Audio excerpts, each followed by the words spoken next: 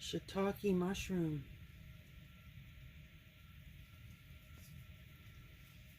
This is dehydrated. In real life, this mushroom is probably this big. But this is what I do. I grate it.